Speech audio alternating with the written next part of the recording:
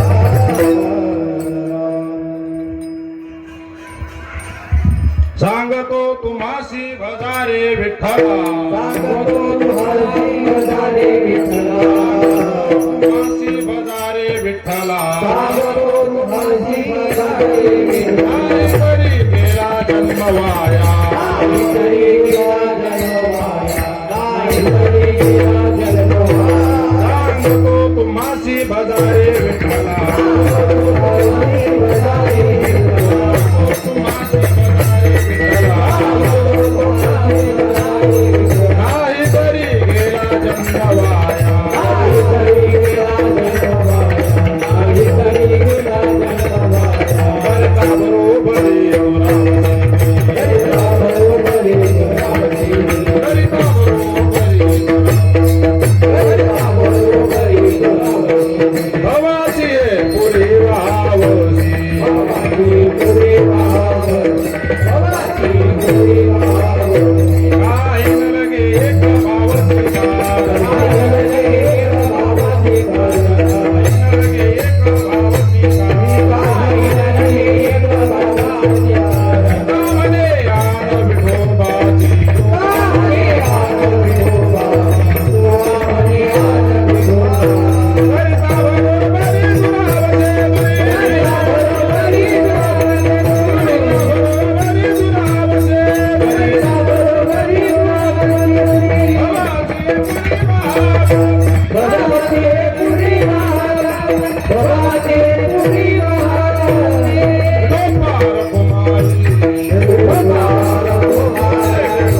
कुमारी गोपाल कुमार गोपाल कुमारी गोपाल कुमार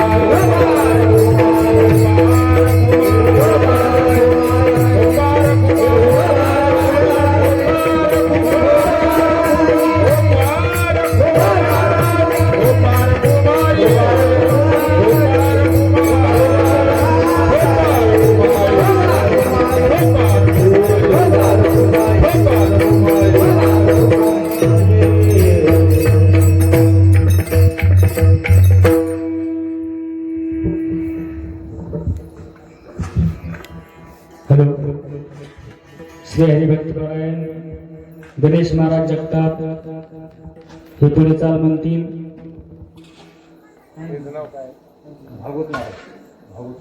भागवत महाराज वहिनेकर आनंदवाडीकर हे त्यांना साथ करतील.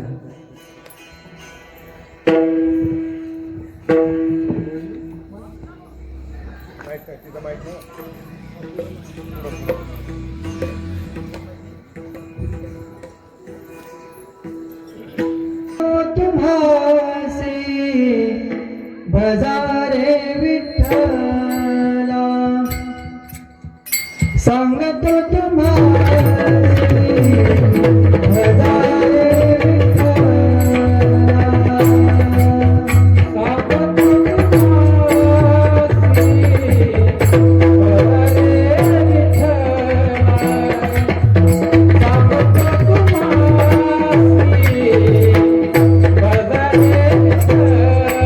तुम्हासी सांगतो तुम्हासी भजारे विठ्ठला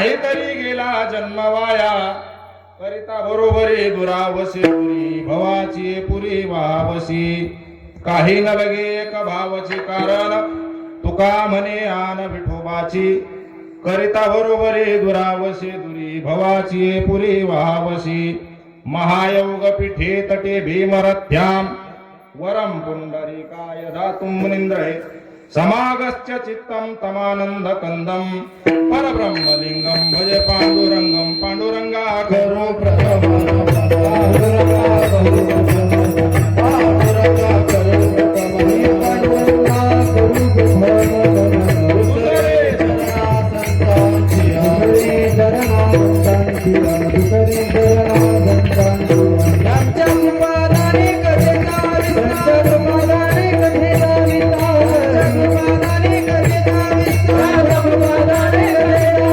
बाबाजी सद्गुरुदास बाबाजी सद्गुरुदास बाबाजी सद्गुरुदास पांडुरंगा करू प्रथम नमन दुसरे चरण संतांची या त्यांच्या कृपादाने कथेचा विस्तारो बाबाजी सद्गुरुदास तुका ओम नमो ज्ञानेश्वरा करुणा करा दयाळा तुमचा अनुग्रह लादलो पावन झालो चराचरी ओम नमोजी आद्या वेद प्रतिपाद्या जय जय सुशोभेद्या आत्मरूपा देवा तुची गणेशू सकलार्थमती प्रकाशू म्हणे निवृत्तीदासू अवधारे जोजी जयांचे केलिया स्मरण होय सकळ विद्येंचे अधिकरण तेची वंदो श्री चरण श्री गुरूंचे ते नमस्कारुणी आता ज्ञान प्रताप विलसत वचनामृतंच अद्वैत भाव पटुता हित बुद्धी रहस्य ज्ञानेश्वरस्तु भगवान अवतीर्ण एवो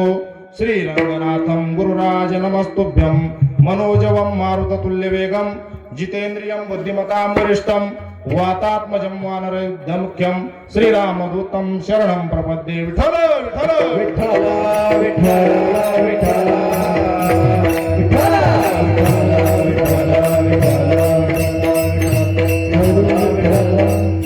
सांगतो तुम्हासी भजारे विठ्ठला नाहीतरी गेला जन्म वाया करिता बरोबरी दुरावसी दुरी भवाची पुरी वावसी प्रस्तुत कीर्तन रूपी सेवेसाठी निवडलेला अभंग जगद्गुरु श्री संत तुकाराम महाराजांचा असून अभंगातील प्रतिपाद्य विषय असा आहे. महाराज सांगतात की बाबा मी तुम्हाला सांगतो तुम्ही विठ्ठलाला भजा न भजाल तर तुमचा जन्म वाया जाईल. जेवढे म्हणून तुम्ही संसाराच्या ठिकाणी बरोबरी कराल तेवढे ईश्वर चरणापासून दूर जाल आणि एके दिवशी ह्या भव नदीमध्ये वाहून जाल. ईश्वर प्राप्तीसाठी फक्त एक भावच कारणीभूत आहे. त्या भावानेच तो प्राप्त होतो. ही गोष्ट तुम्हाला खोटी वाटू देऊ नका. कारण मी माझ्या विठोबाची शपथ घेऊन तुम्हाला सांगतो असं या अभंगामध्ये महाराजांचं म्हणणं आहे. विठ्ठल विठ्ठला विठ्ठला विठ्ठला अभंगाला सुरुवात करण्या अगोदर काही परिहार द्यायचा तो म्हणजे असा. सालाबाद प्रमाणे चालू असलेला आपल्या या मापेगाव मध्ये अखंड हरिनाम सप्ताह याही वर्षी सर्व गावकरी मंडळी यांच्या सहकार्याने तरुण मंडळी यांच्या विशेष सहकार्याने आणि आपल्या गावातलेच भूमिपुत्र श्री हरिभक्तपरायण विष्णुपंत महाराज काकडे यांच्या प्रयत्नातून चालू असलेला याही वर्षी अखंड हरिनाम सप्ताह संपन्न होत आहे. आणि त्या सप्ताहातली पहिल्याच दिवसाची कीर्तन सेवा महाराजांच्याच वतीनं माझ्याकडे आलेली आहे. त्यामुळे महाराजांचे आभार मानतो.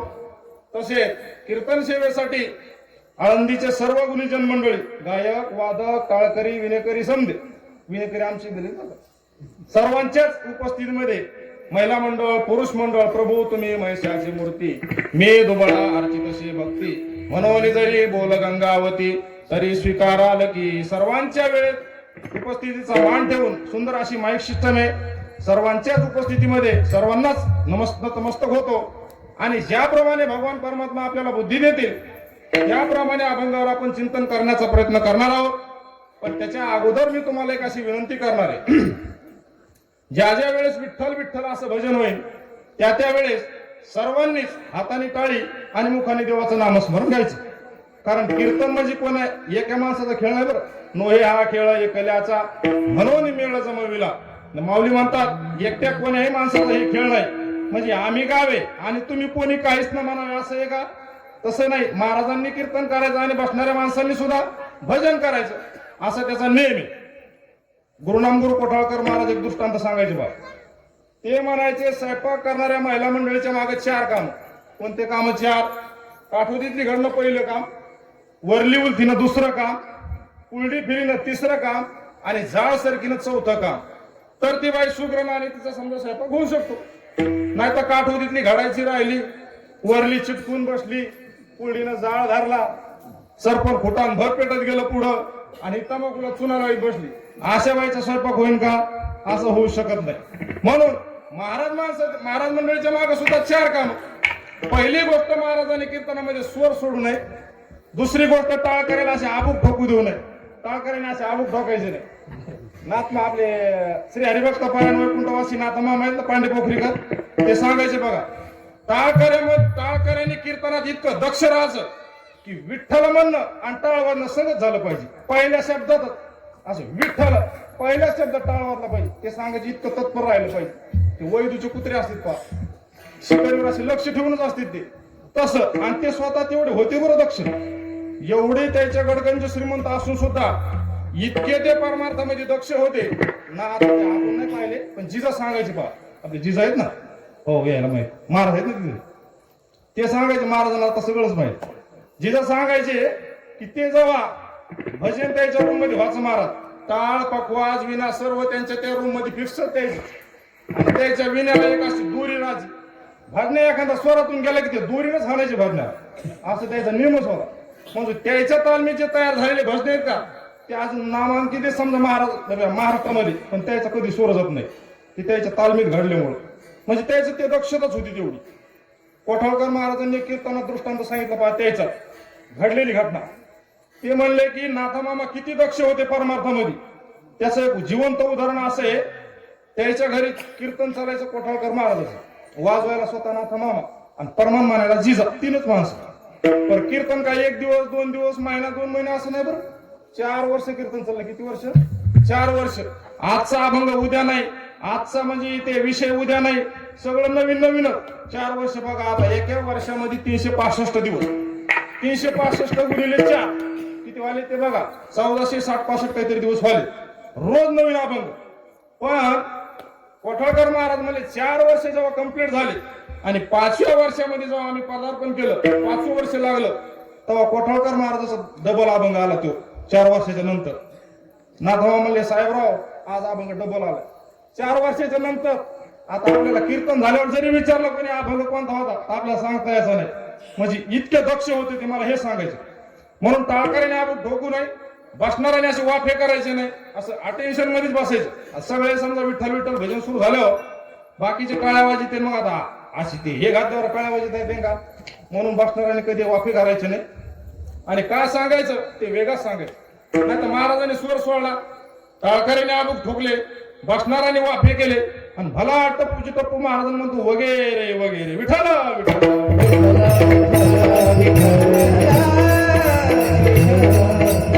सर्वांनी आपण आपल्या शेजारी पाजारी चेक करीत चालायचं. समजा कोणी झोपलं का कसं, तुम्ही म्हणता महाराज आता आम्ही कीर्तन ऐकू, शेजारी झोपला का जागा आम्हाला काय करायचं, तसं नसतं पा. शेजारी जर झोपला त्याचा पाप आपल्याला लागत असतं. कशामुळे? आता समजा दुर्दैवाने आपल्या गल्लीमध्ये एखाद्या घराला आग लागली तर आपण त्या आग विझवायला जातो, म्हणजे आपल्याला समजा शेजारीवर प्रेम आहे त्याचा अर्थ असा नाही, मग त्या भडका आपल्याकडे येऊ नये म्हणून आपण आग विझवायला जातो. तसं शेजाऱ्याने कीर्तन ऐकावा याच्यामुळे त्याची झोप मोडायची नाही, तर त्याच्या झोपेचा परिणाम आपल्यावर होऊ नये म्हणून त्याची झोप मोडायची. विठ्ठल विठ्ठल.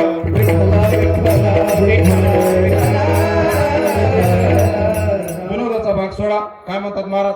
महाराज या अभंगाला सांगतो या शब्दाने सुरुवात करतात. सांगतो तुम्हाशी बजारे विठ्ठला.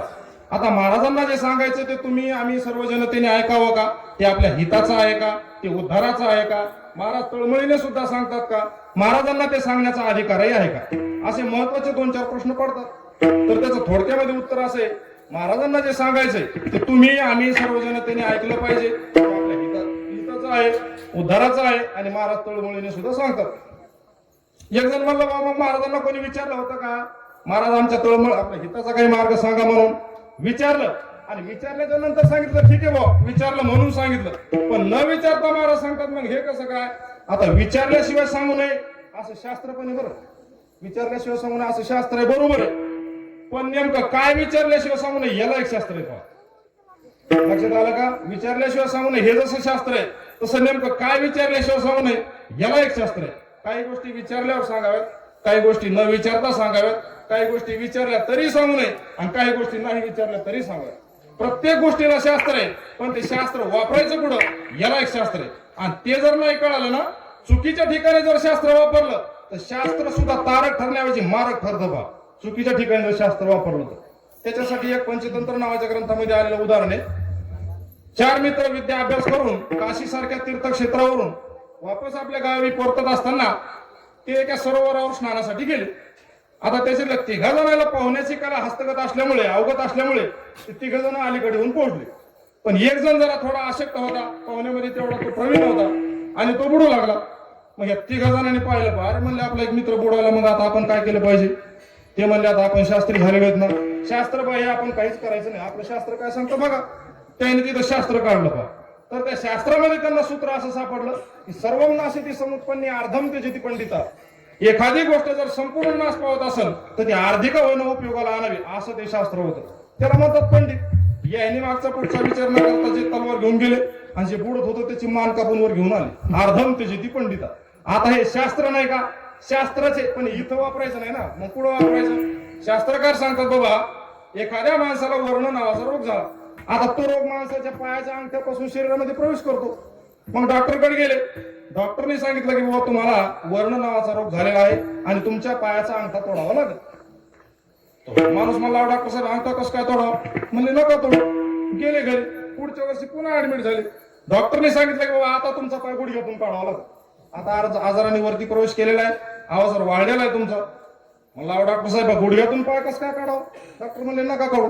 पण म्हणले बाबा आता लक्षात ठेवा, या वर्षी गुडघ्यातून पाय नाही काढला तर पुढच्या वर्षी मांडीतून काढावं लागेल. पुढच्या वर्षी मांडीतून नाही काढला तर त्याच्या पुढच्या वर्षी तुम्हाला घरातून काढावं लागेल. म्हणजे लक्षात आलं का? तुमच्या अंत्ययात्रा निघणार, तुम्ही मरणार, याच्यात काही शंका नाही. आता मग काय म्हणेन तो माणूस? मेलो तर मेलो, पण नाहीच पाय तोडायचा असं म्हणेन का? असं म्हणू शकणार नाही. कारण की माणसाला शास्त्राने वर्णन केलेलं आहे. वित्तात पुत्र, पुत्रात इंद्रिय, इंद्रियात प्राण, प्राणात आत्मा परप्रिया. शास्त्रकार सांगतात माणसाला वित्त म्हणजे पैसा आवडतो, पैशापेक्षा सुद्धा आपला मुलगा आवडतो, मुलापेक्षाही इंद्रिय आवडतात आणि इंद्रियापेक्षाही प्राण आवडतो आणि प्राणापेक्षाही आत्मा आवडतो. म्हणून तो म्हणू शकत नाही मी मेलो तर मेलो पण पाय तोडायचा. कशामुळं? माणसाचा जीव म्हणजे हे ज्याला त्याला आवडत आहे. आता ते याने हे सूत्र एका रोगी माणसाच्या ठिकाणी न वापरता त्यांनी ते बुडत असलेल्या माणसाच्या ठिकाणी वापरलं आणि त्याला मारून टाकलं. विठ्ठल विठ्ठल.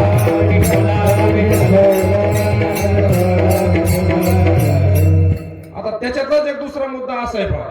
आता हे 3 जण उरले. एक जण तर मेलं खरं सर. आता हे 3 जण उरले. हे एका गावामध्ये येऊन मारुतीरायाच्या मंदिरामध्ये येऊन झोपले. झोपले म्हणजे झोप कशाची येते? भूक लागलेली, पोटात अन्नाचा कण नाही, झोप येईना. मग त्या गावातल्या जे काही सद्ग्रस्ताचा असा नियम होता की सर्व काम धंदा आटोपल्याच्या नंतर मारुतीरायाच्या मंदिरात जाऊ दर्शनाला. आणि तिथं जर कोणी अतिथी दिसला, वारकरी दिसला तर त्याला जेवायला आपल्या घरी घेऊन यावं. कारण की ग्रस्त आश्रम्यांचं ते कर्मच आहे, त्यांनी ते केलंच पाहिजे. आतिथ्यम शिवपूजनम प्रतिदिनम मिष्टान्नम पानम गृहे साधु संगम उपासते हे सततम धन्य ग्रस्ताश्रम. अतिथी पूजन करावं, साधू पूजन करावं, हे ग्रस्ताश्रम्यांचं कर्म आहे. त्यातच त्यांना ईश्वराची प्राप्ती होते. मग त्या माणसाने सांगितलं की तुम्ही बटू वेशात दिसता, साधू दिसता, चला आमच्या घरी जेवायला. हे गेले यायला तर भुका लागलेल्याच होत्या. आता हे 3 जेवायला आले. आता योग काय बघा, हे अचानक जेवायला आल्यामुळं जे तयार असेल तेच वाढायचं ना. आता यांचं जीवन काय नियोजित नव्हतं. जेवायला या, मग जेवायला काय करायचं असं काय नव्हतं. अचानक आल्यामुळे त्या माणसाच्या घरी त्या दिवशी केले होते धपाटे. त्याला शहरामध्ये कोणी थालीपीठ म्हणतं, आता खेड्यातला शब्द ते धपाटे म्हणून. त्याला मध्ये शिद्र असते पहा. आले त्यांच्याजवळ मोठे धपाटे. ते म्हणले अरे इथं भाकरीला शिद्र दिसते, म्हणजे यांचे आपल्याला शास्त्र पाहावं लागेल. कारण की शास्त्र बाह्य आपण काहीच करीत नाहीत ना. मग त्याने तिथं पुन्हा काढव तिथं शास्त्र. तर यावेळेस त्यांना शास्त्रामध्ये सूत्र असं सापडलं की शिद्रेषु बहुला अनर्था भवन्ति. ज्या ठिकाणी शिद्र आहे तिथं काहीतरी अनर्थ आहे. आणि त्यांनी सांगितलं तुमच्या या भाकरीला शिद्र आहे, आम्ही जेवणार नाही, तर काहीतरी अनर्थ आहे. उठले ते ताटवून गेले निघून, ताटा निघून. आता शिद्रेषु बहुला अनर्था भवन्ति शास्त्राचं सूत्र हे बरोबर आहे, पण इथं वापरायचं काय? इथं नाही वापरायचं. मग कुठं वापरायचं? शास्त्र काय सांगतात? एखादी मोठी नदी, भरपूर पाणी त्या नदीमध्ये आहे आणि त्या नदीतून तुमच्याकडे समजा पलीकडे जाण्याची तुमच्यावर वेळ आली. मग आता तुम्हाला एखाद्या नावेचा आश्रय घ्यावा लागेल. ज्या नावेचा आश्रय घ्यायचा त्या नावाची तुम्हाला अगोदर चौकशी करावं लागेल. ती नाव कुठं फुटकी आहे का, तिला एखादं छिद्र आहे का. ज्ञानेश्वर महाराज म्हणतात या लागे शतशरी नावे रिघोनी केवी निश्चिंत व्हावे. 100 ठिकाणी फुटलेली नाव असेल आणि तिच्यात बसून आपण पलीकडे जात असतो तर आपण पलीकडे जातो का गंगासागरला जातो डायरेक्ट नगर दिग्ताची म्हणजे जातो ना गंगासागर. तर हे सूत्र एका फुटलेल्या नावाच्या ठिकाणी न वापरता त्यांनी ते धपाट्याच्या ठिकाणी वापरलं. परिणाम काय झाला, उपवासी पोटाने रात्र काढावी लागली. विठ्ठल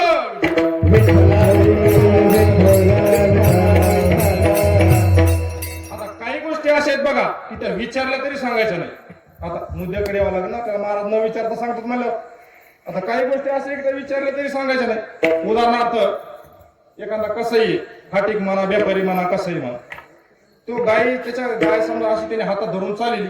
आता त्याच्या हातातून ती गाय निसटली आणि पळाली. इतकी पळाली की ती त्याच्या नजराच्या आडंगी गेली, धूम पळाली. आता ती गाय आपण पाहिली, आपण जरी पाहिली आणि त्याने आपल्याला येऊन विचारलं एखादी गाय पाहिली का, आपण जरी पाहिली तरी सांगायचं नाही की बाबा पाहिली म्हणून. जर सांगितलं तर गो हत्येचा अर्धपातक आपल्याला लागल्याशिवाय राहणार नाही. म्हणून ही गोष्ट विचारली तरी सांगायची. किंवा समजा आता लग्न सराय आता सुरू झाली, आता वराड मंदिर समजा आपल्या गावात वराड आलं की त्याच्यातले सगळेच वराडी माळकरी असतात असं नाही बरं. काही देशभक्त असतील, काही देशी भक्त असतील, सगळ्याच प्रकारचे असतील. मग ते गावात वराड आल्याबरोबर एखाद्या माणसाला विचारते कस काय पाहुणे आपल्या गावामध्ये देशी विदेशी गावठी कोणी पण भेटती का. आता ही गोष्ट त्यांनी जरी विचारली तरी सांगायची नाही बरं. काहून सांगायची नाही, व्यवस्थित लग्न पार पडा असं जर वाटत असेल तर सांगायची नाही. आणि हा तुम्हाला वाटलं नाही लग्नात जास्त धिंगाणा पाहिजे थोडा म्हणून सांगितलं तरी जमतं, मग काय अडचण आहे का. वास्तविक पाहता अवघड आहे. कुठं कुठं नवरी कळडे पेलेली, नवरदेवा कळडे पेलेली असते. नवरदेव नवरी इकडून त्या अक्षत फिकी इकडं, म्हणजे त्याला ते सुधरतच नाही तर काय. पहिल्याच काही मंगलाष्टाला सगळाच अक्षत फेकून देत काय मग राहिलेल्या मंगलाष्टकाला अक्षत मग ते खालचा जमा करायचा मग फेकायचा अशी अवस्था आहे. वास्तविक पाहता ब्राह्मण तिथं आपल्याला सावधानतेचा इशारा देतात. काय म्हणतात ते, आता सावध सावधान घटिका संपूर्ण आली भरू. अरे सावधान होण्याची संपूर्ण वेळ या ठिकाणी भरून आलेली आहे. तेव्हा काही आपल्याला जबाबदाऱ्या देतात. काय म्हणतात ते, नांदा सौख्य बरे परी न विसरा धर्मा सवे आचरा. अरे धर्माचं आचरण करा. दोन्ही कुळ तुमचे एका ठिकाणी उभे एकत्रित आलेले आहेत. तेव्हा तुमच्या दोन्ही कुळांच्या पितरांना स्वर्गामध्ये मान उंच करून वावरता येईल असे काहीतरी कर्म करा. पाप कर्म करून त्यांना वापस नरकामध्ये बोलू नका. पतंती पितरो हेशान देईल असे काही कर्म करू नका. काय काय शुभ आशीर्वाद देतात, लाभो संतती संपदा बहुतुमा. म्हणजे आपण लग्न नाही लावायला बरं आलं नीट तुम्हाला म्हणून सांगितलं. आता ब्राह्मण भाऊ खूप काही त्या ठिकाणी सांगतात पण आपलं लक्ष नसतं. म्हणून अशा मंगलमय प्रसंगी तुम्हाला जर वाटत असेल काहीतरी अमंगल निर्माण होऊ नये तर ही गोष्ट विचारली तरी सांगायची नाही. आता काही गोष्टी अशा आहेत की त्या जर विचारल्या तर सांगायच्या. उदाहरणार्थ काही काही माणसाचा समजा आता व्यवहार चालला, जमिनीचा म्हणा, एखाद्या प्लॉटचा म्हणा, कशाचा म्हणा. आता तिथं जर तुम्हाला विचारला विचारला तर जरूर सांगायचा. पण न विचारता इथं सांगायला गेले ना इथं तुमचा काहीतरी अपमान होईल, नाही तर काहीतरी तुमच्या ते अंगलट येईल. शास्त्रकार सांगतात उपदेशो ही मूर्खानाम त्रको उपाय न शांत हे केवलम विषवर्धन असं काहीतरी श्लोक बघाय. मग इथं ही गोष्ट जर विचारली तरच सांगायची, नाही विचारली तर सांगायची नाही. पण काही गोष्टी अशा आहेत की त्या नाही विचारल्या तरी सांगायच्या. त्या कोणत्या आहेत, त्याच्यासाठी एकनाथ महाराज आपल्या भागवतामध्ये एका आंधळ्या माणसाचा दृष्टांत देतात. तर दुसरीकडे तुळशीदास महाराज आपल्या रामायणामध्ये एका पांगळ्या माणसाचा दृष्टांत देतात. सांगतो, भजन करा विठ्ठल.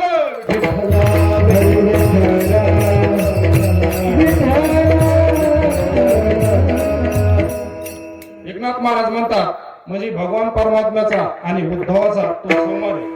त्याचा अनुवाद एकनाथ महाराज करतात. महाराज म्हणतात की उद्धव सांगतात देवाला की देवा तुम्ही काय करा, ह्या संपूर्ण जगाचा उद्धार करा, उद्धार करा, उद्धार करा असं म्हटल्याच्या नंतर भगवान परमात्मा काही बोलत नाही. एक नाही, दोन नाही, हो नाही, नाही नाही, काहीच नाही. मग आता असं होतं पहा कधी कधी एखाद्या माणसाचं दुसऱ्या माणसावर काही ऋण असेल, कर्ज असेल आणि त्याला तो समोरचा माणूस जर मागत असला तर तो माणूस काही बोलत नाही. हो नाही, नाही नाही, हो म्हणावा तर करण्याइतकं ते काम सोपं नसतं. बरं नाही म्हणावा तर नाही म्हणण्याचं धाडस होत नाही, म्हणून तो मौन पाळतो. तसं उद्धवानी विचारल्याच्या नंतर भगवान परमात्मा काहीच बोलत नाही. उद्धव म्हणतात देवा ज्या अर्थी तुम्ही काहीच बोलत नाही त्या अर्थी तुमच्या मनात काय हे आम्हाला माहिती. कारण की संतांना देवाच्या मनातलं कळतं आणि देवाच्या मनातलं संतांना कळतं. म्हणून उद्धव म्हणतात तुमचे तत्व आहे, तुमचे तत्व आहे जो मज होय अनन्य शरण त्याचे निवारी नमी जन्म मरण शरणांगता शरण मीची एकू भजंती ये यथा देवान देवापी तथैवता. जो अनन्य भावाने मला शरण येतो का त्याचं जन्म मरण मी दुःख निवारण करतो. आणि हे जे लोक मला शरणच येत नाही यांचं जन्म मरण दुःख मी निवारण का करू. असंच वाटतंय ना. भगवान हसले आणि म्हणाले बरोबर ओळखलं. बरोबर ओळखलं. उद्धव म्हणतात देवा आता तुम्हाला एक गोष्ट सांगतो. गोष्ट म्हणजे अशी टाइमपास नाही बरं ते आजीबाईंना तुम्हाला सांगते अशी नाही महत्वाच्या मुद्द्याची गोष्ट आहे. उद्धव म्हणतात देवा एका गावामध्ये एक आंधळा माणूस होता. भगवान म्हणजे बरं ठीक आहे. रस्त्याने जात असताना तो आंधळा माणूस एका खड्ड्यामध्ये पडला कोसळला. भगवान म्हणले बरं ठीक आहे. पण लोक जमा झाले. लोक म्हणले अरे अरे देवा या आंधळ्या माणसाला जर समजा आता डोळे असते त्याच्यावर कशाला ही वेळ आली असती हे की नाही. एक जण म्हणला आंधळा इथं खड्ड्यात पडत इथं कोणीच नव्हतं का रे बाबा याला रस्ता सांगायला. एक जण बहिर दिशून नेमका आला होता. ते म्हणला कोणी नव्हतं असं म्हणू नका म्हणला मी इथंच उभा होतो. माझ्या देखत तो आंधळा माणूस खड्ड्यात पडला. ते म्हणलं वा वा मग तू रस्ता का नाही सांगितलं रे बाबा. ते म्हणलं आपलं तत्व आहे जर विचारलं तर सांगा. त्या आंधळ्या माणसाने मला रस्ताच विचारला नाही तर मी रस्ता सांगून कोण त्याला. मग तो ऐकणारा हुशार होता. ते मला बरोबर आहे पटलं आपल्याला. त्याने जर रस्ता विचारला तर तू सांगणार म्हणलं बरोबर आहे. अरे म्हणले बाबा त्याने तुला रस्ता विचारावा याच्यासाठी तू इथं उभा आहेस का नाही हे त्याला दिसायला पाहिजे ना आधी. आता मला ते पण बरोबर आहे. मला काय बरोबर आहे तू इथं उभा हे जर त्याला दिसला असतं मग समोरचा खड्डा दिसला नसता का त्याला. तू सांगायची गरज होती का काय त्याला. उद्धव म्हणतात देवा आंधळ्या माणसाने डोळस माणसाला रस्ता विचारावा अशी अपेक्षा डोळस माणसाने ठेवावी ना. उद्धव भगवान म्हणतात नाही हे चुकीचं आहे. मग डोळस माणसाने स्वतः त्याच्यापाशी जावं त्या आंधळ्या माणसाच्या हाताला धरावं आणि त्याला वाढावं लावावं. उद्धव म्हणतात मग देवा आमचं तेच म्हणणं आहे. हे संपूर्ण जगत आंधळे जन्म मरणाच्या खड्ड्यात बुडतय पडतय कोसळतय आणि तू चांगला डोळस पाहतोय लांबून टुळू टुळू. मग तू काय काम आहे. त्या संपूर्ण जगाचा उद्धार करण्याचं काम आहे तुझं. माऊली म्हणतात आंधळा अंधकोपी पडता मग देखणे लावावे सत्पथा तेवी ज्ञानांध दुःखी बुडता त्याशी उद्धारा वया तत्वता मी प्रार्थित असे विठ्ठल.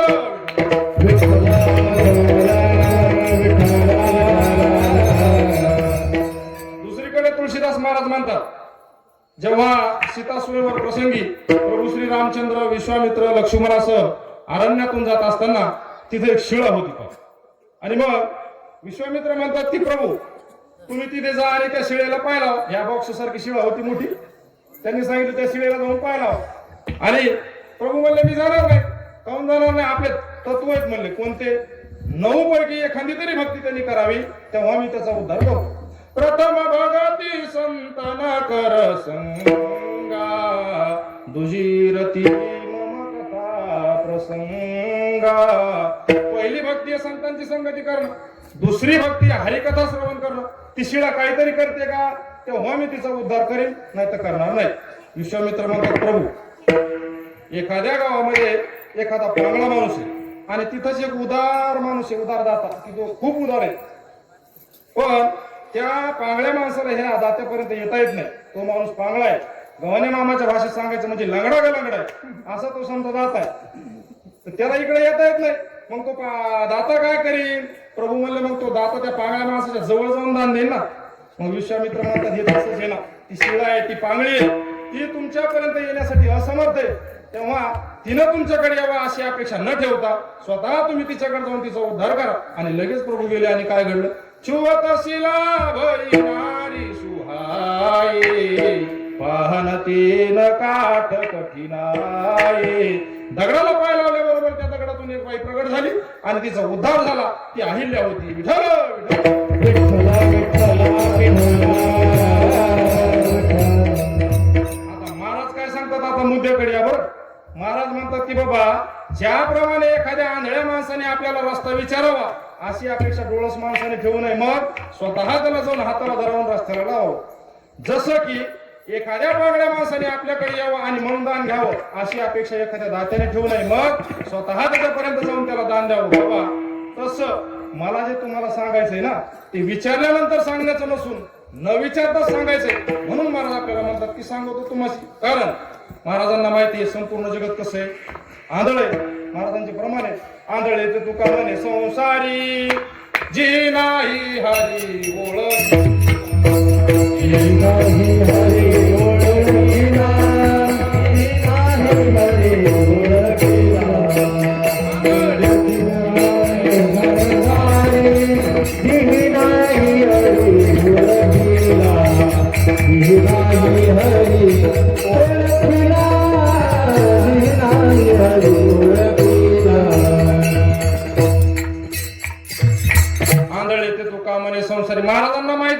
हे संपूर्ण जगात आंधळ आहे.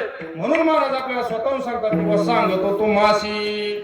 एक जण मला महाराज न विचारता तुमची सांगण्याची गोष्ट ही गोष्ट आम्हाला पटली, खरं आहे तुमचं, न विचारता सांगता तुम्ही, पण ते सांगण्याचा तुम्हाला अधिकार आहे का? एक प्रश्न सुद्धा बरोबर आहे बरं, कारण की सांगणाराला सांगण्याचा अधिकार असावा लागतो.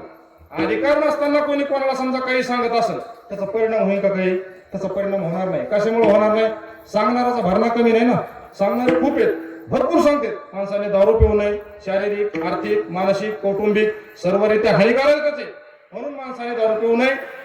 ऐकणारे लोक हुशार होते, ते म्हणले आम्हाला सांगायच्या आधी तू उतरू दे आणि मग आम्हाला सांग की दारू पिऊ नये म्हणून.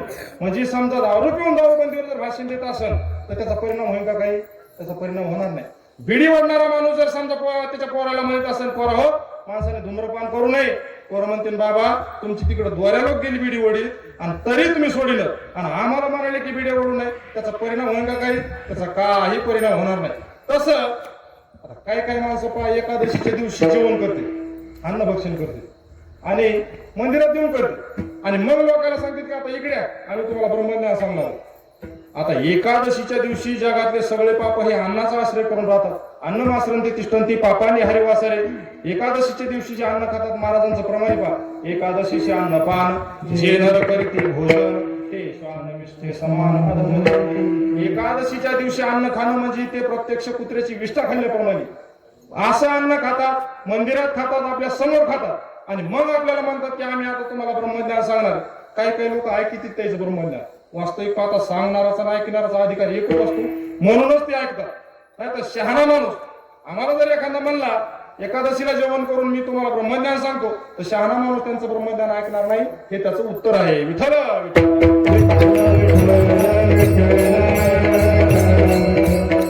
सांगणाराला सांगण्याचा अधिकार असावा लागतो का? एकनाथ महाराजांचं उदाहरण सर्वांना माहिती आहे. एका बाईचा मुलगा गुळ खात होता, म्हणून ती बाई महाराजाकडे घेऊन गेली. महाराज त्या मुलाला काही सांगा बरं, हा फार गुळ खातोय. महाराज म्हणले बाई तुम्ही 1 महिन्यानंतर या. ती बाई 1 महिन्याने आली. 1 महिन्याने आल्याच्या नंतर महाराज त्या मुलाला म्हणले बाळा गुळ खाजवू नये. ती बाई म्हणले महाराज तुम्हाला एवढं सांगायचं होतं तर मग तवाच कोण सांगितलं तुम्ही? 1 महिना घातला तुम्ही.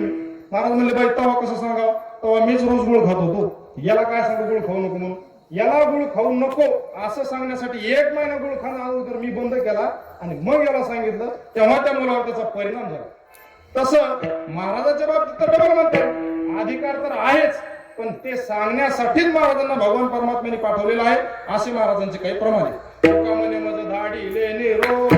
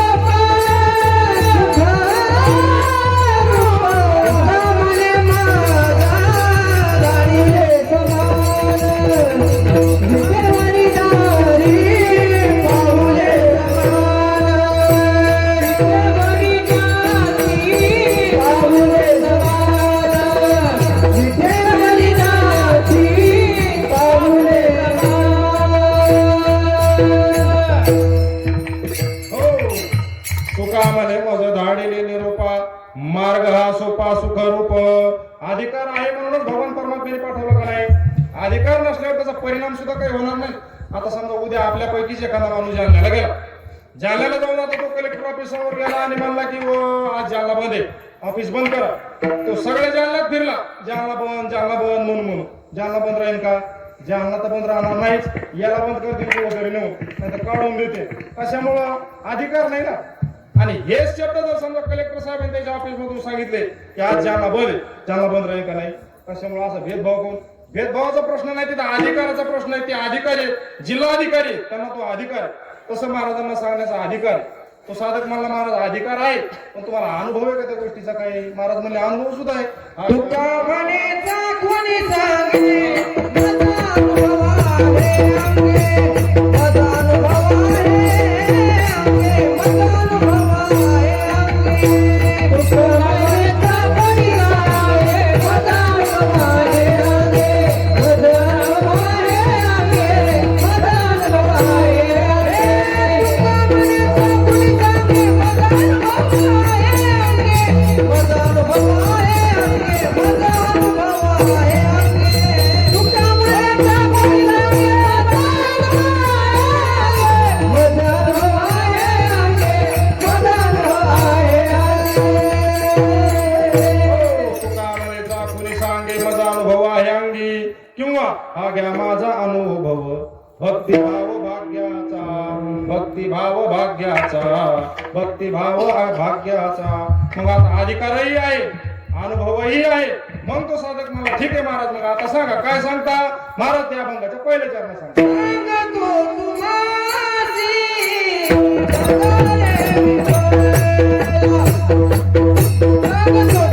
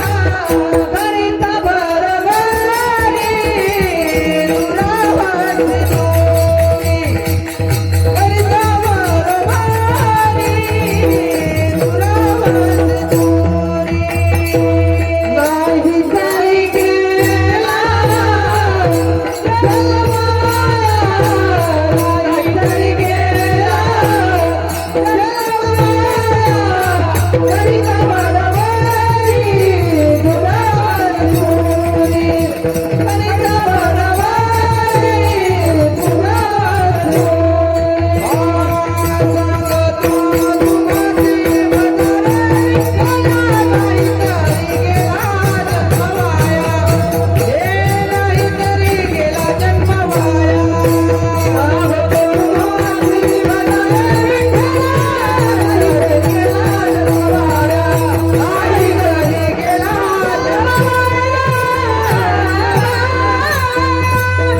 सांगतो तुम्हासी भगवाने विठ्ठला नाही तरी गेला जन्म वाया. मग अधिकारही आहे, अनुभवही आहे. विठ्ठला विठ्ठला विठ्ठला विठ्ठला विठ्ठला विठ्ठला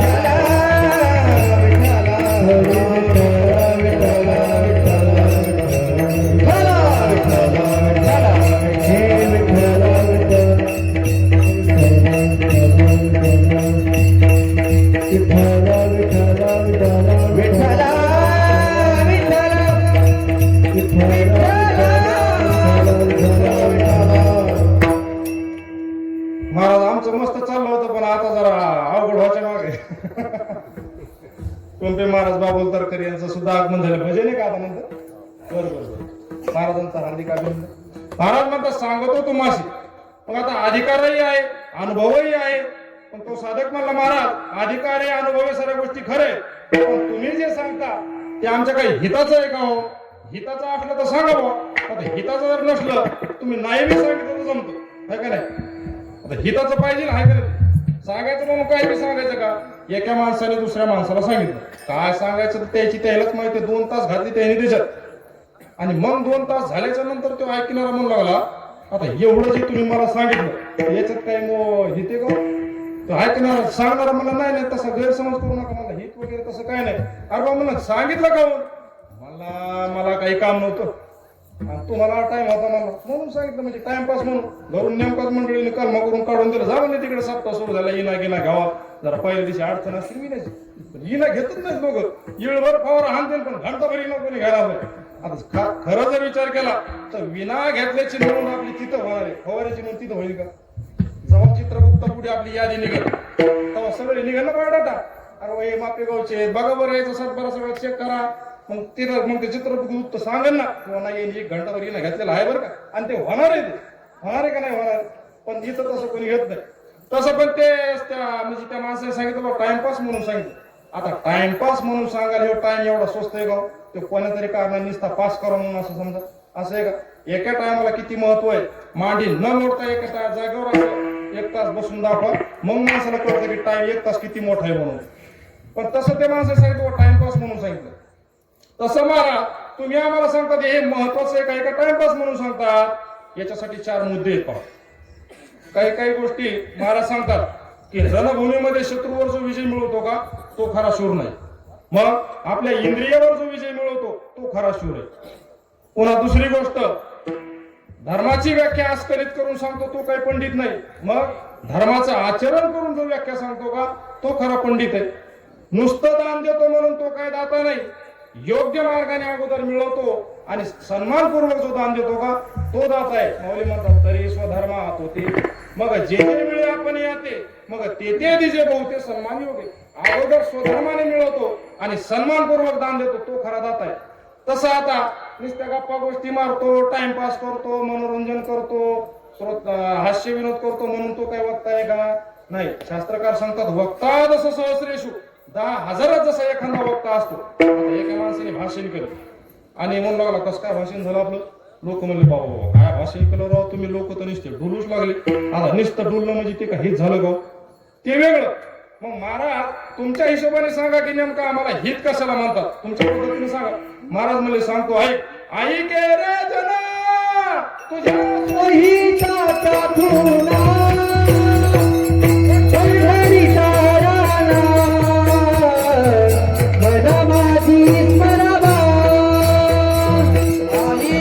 राणा मन माझी स्मरावा ऐक रे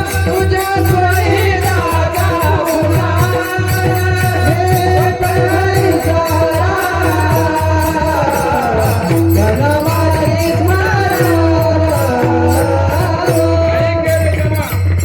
तुझ्या सोहिताच्या खुना पंढरीचा राणा मना माझी स्मरावा ज्याच्यात होत प्रोत भरलेलं आहे का अशाच गोष्टी महाराज आपल्याला सांगतात सायास करून शिक इथं काहीतरी सायास करून शिकविती सहज बोलणे हा इथं उपदेश त्यांच्या सहज बोलण्यात हित होते समजा आपलं आणि आपल्या सहज बोलण्यात कोणाची तरी भांडण लागते म्हणजे इतका फरक येतो ना आपला सहज बोलून जर समजा हित नाही झालं तर मग ते सायास करून शिकित पहा आता सायास करून कसे शिकित पूर्वी ऋषी मुनी त्यांच्या आश्रमामध्ये विद्यार्थ्यांना संस्कृत शिकवायचे आता संस्कृत किती अवघड आहे आता महाराज संस्थेच्या विद्यार्थ्यांना विचारत आहे महाराज आपल्या गावातल्या आपल्या गावाचं भाग्य आहे एक का होईना पण महाराज मंडळी आपल्या गावात समजा आहेत भूमिपुत्र आता ते संस्कृत किती अवघड आहे ते जेव्हा शिकायला तेव्हा कळतं पाहते किती अवघड आहे म्हणून काही माणसाला संस्कृत असं पण म्हणता येत नाही संस्कृत म्हणते संस्कृत पण येत नाही इतकं अवघड आहे आता एका संस्थेमध्ये गुरुजी पोराला शिकवायचे पोरा म्हणा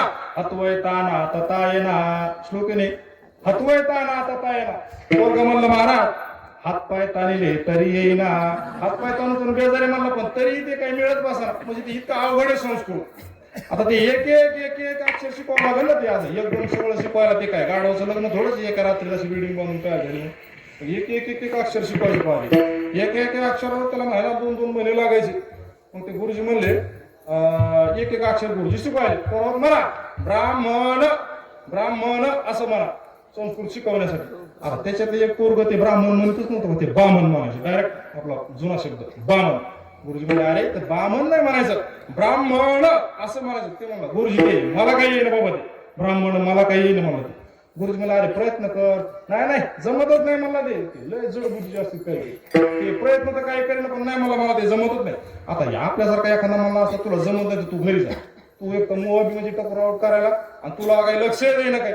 पण साधू संतांना माहिती आहे आपण जर याच्याकडे दुर्लक्ष केलं ना मग याचं मात्र झालंच, म्हणून ते दुर्लक्ष करीत नाही. ते मला याला कोण्या पद्धतीने शिकव, जरा जडच बुद्धीच होतो भलतच ते महाराजाचा प्रमाणे त्या हुनी दगड बरे देवा, तुका म्हणे ऐशी बुद्धी त्याची जड आणि त्या हुनी दगड बरे देवा, असं जड बुद्धीच होती. ते काही ते लक्ष देणं. असे 4 मित्र याच्यासारखे जड बुद्धीचे, काम नाही धंदा नाही, उठले की परतूरला जाय, कोणाकडून चहा पी, कोणाकडून नाश्ता, वेळभर दिसता टाइमपास, उद्योग नाही धंदा नाही काहीच नाही.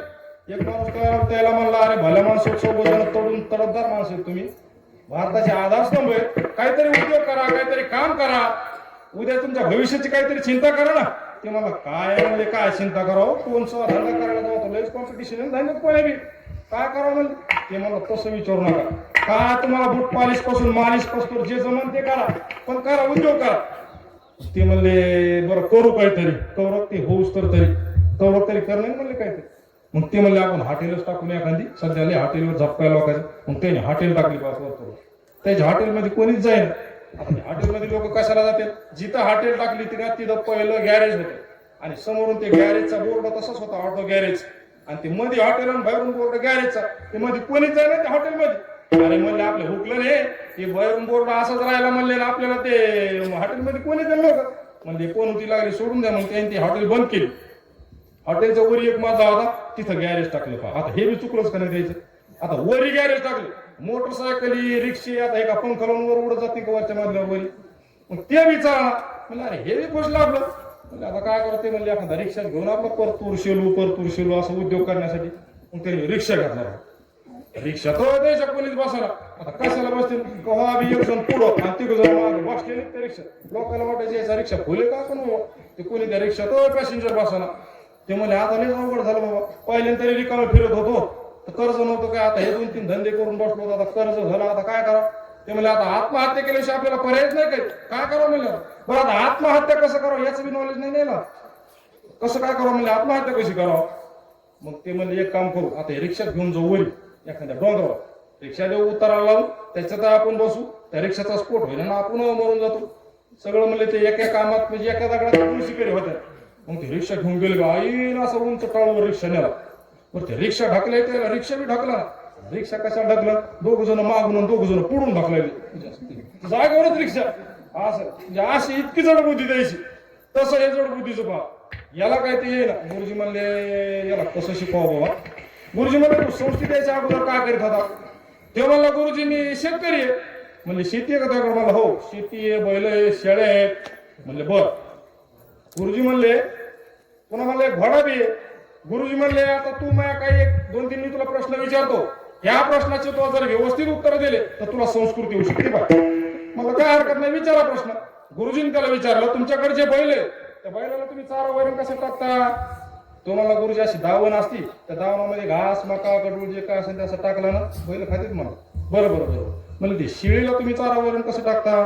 ते मला गुरुजी शिळी जोडली सोपं आहे. माणसं घरी तो जिळा घेऊन जायचं मला, कोणाची तूर कापून आण कापूस कापून आणायचा असं टांगून बांधायचं मला अशी गती काय मला शिळी. मग म्हणजे बरं आहे म्हणलं हो. गुरुजी मला घोड्याला कसा चारा देता तुम्ही, घोड्याला खुराक कसा देता. तेव्हा मला गुरुजी घोड्याला कसं असतं बघा, त्याला हरभरे वगैरे असे भिजून चारावं लागते आणि ते इकडं तिकडं असं तोंड करू नये म्हणून त्याला असं ते तोबरा बांधावं लागतं तोंडाला त्याच्या. असं एकदा बांधला की मग ते खात माझं. गुरुजी म्हणले काय ते घोड्याला काय असतं म्हणलं. ते मला तोबरा. गुरुजी म्हणले अरे ते काय मला येणं गाड्या तू काय म्हणाल ते घोड्याचं. एक काम कर म्हणले आता तात्पुरता तू मग शिष्य आपलं, मी तो शिष्य आणि तू मग गुरु. तू जे म्हणायला ना ते मला मन म्हणले असं मन. मग ते गुरुजीचा आदेश आल्यामुळे गुरुजीला ते म्हणू लागला तो ब्राह्मण असं त्याला वाढूळ म्हणून दिलं. तो ब्राह्मण. गुरुजी म्हणले आता ते समोरचं तो काढून टाक. तो काढल्यावर काय झालं, ब्राह्मण म्हणजे पहा किती सोप्या पद्धतीने शिकले त्याला. तो ज्या पद्धतीने ते शिकल त्या पद्धतीने त्याला शिकवण्याचं काम करा. तैसे संत जागे प्रिया करुणी दाविते अंगी, प्रिया करुणी दाविते अंगी, प्रिया करुणी दाविते अंगी. तैसे संत जागे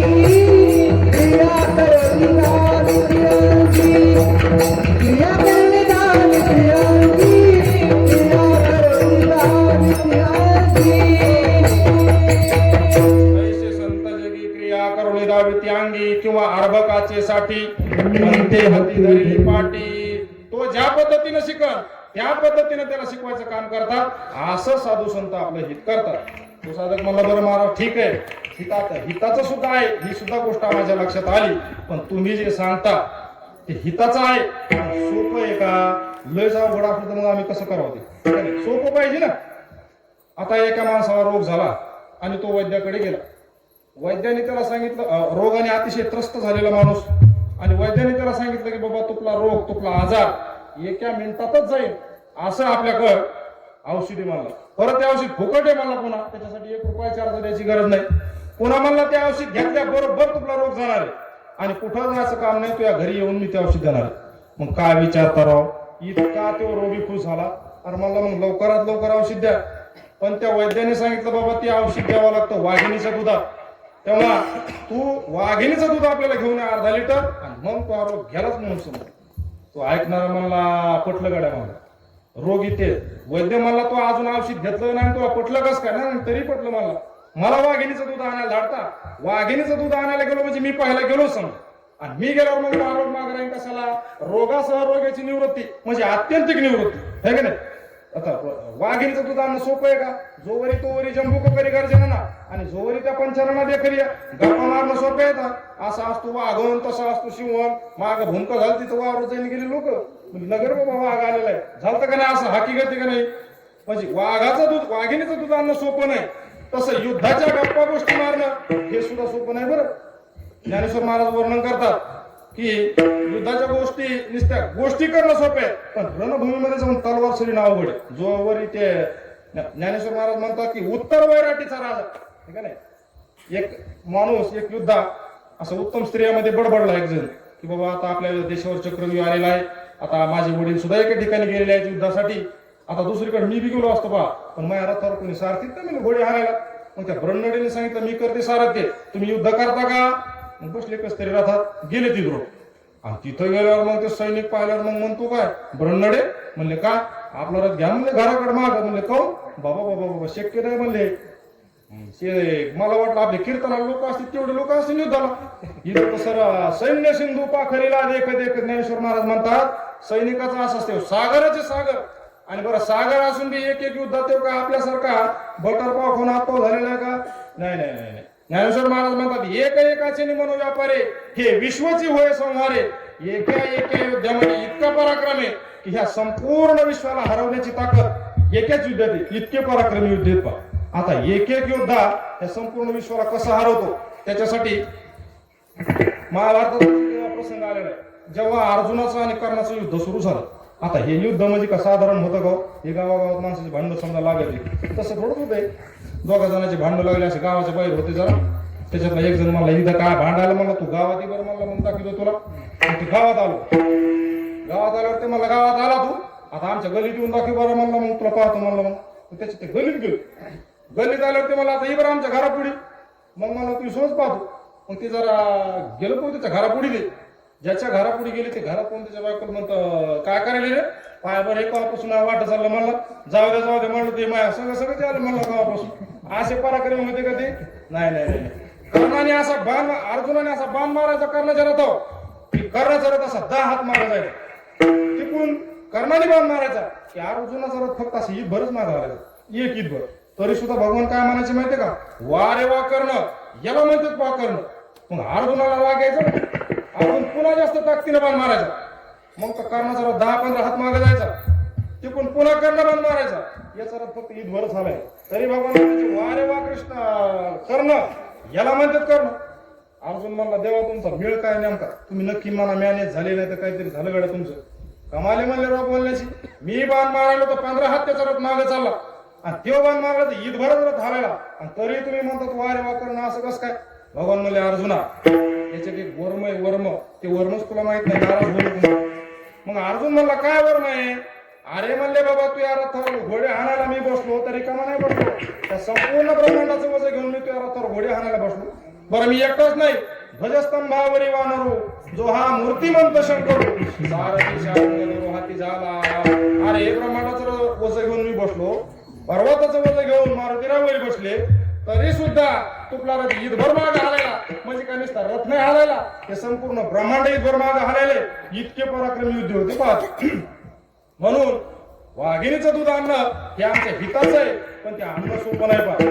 आणि त्या दुधासाठी सुवर्ण पात्र लागतं बरं. सोन्याच्या व्यतिरिक्त अन्य तुम्ही पण्या पात्रात ते दूध काढा, एका क्षणाचाही विलंब न लागता त्या पात्राला छिद्र पडून ते निघून जातं. तुमचा विश्वास नसेल तर तुम्ही प्रयोग करून पहा, आपलं काय तशी तक्रार नाही. म्हणजे अवघड आहे ते, हे का नाही? तसं महाराज तुम्ही सांगता आमच्या हिताच आहे, पण सोपं आहे का? असं अवघड जर असलं तर मग आम्ही कसं करावं? महाराज म्हणजे एकदम सोपं आहे, तुम्हाला करण्याजोगे सोपे हे साधन. जळतील पापे धर्मातरी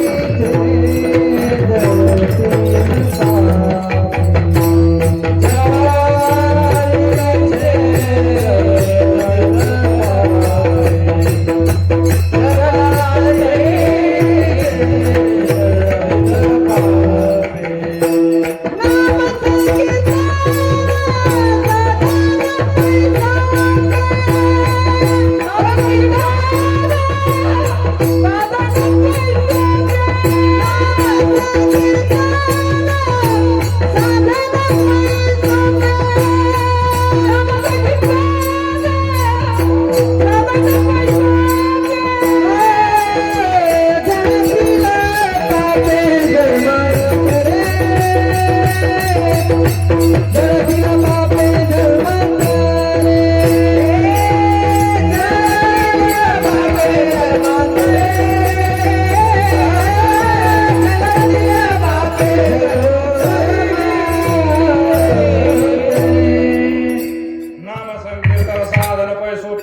पापे जन्मांतरीचे. किंवा तुका म्हणे सोपे आहे सर्वाहुनी खूप सोपं आहे, तुम्हाला करण्याजोगं आहे. सोपं आहे म्हणलं तो साधक मला सांगा महाराज काय सांगता? महाराज म्हणले भजा रे विठ्ठला, विठ्ठलाला भजा. आता विठ्ठलाला भजा हे फक्त महाराजांचं सांगणं का संपूर्ण साधू संतांचं हे सांगणं हो? सगळ्यांचं सांगणं हेच आहे.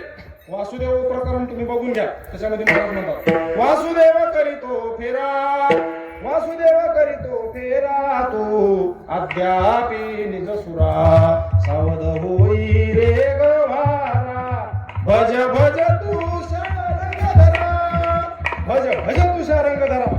किंवा कबीरदास महाराज एका ठिकाणी म्हणतात भजो रे भैया राम गोविंद हरी, राम भजो तुम श्याम भजो तुम, भवजल पार करे भवजल पार करे. किंवा माऊली सुद्धा हरिपटामध्ये म्हणतात भज का त्वरित भावना,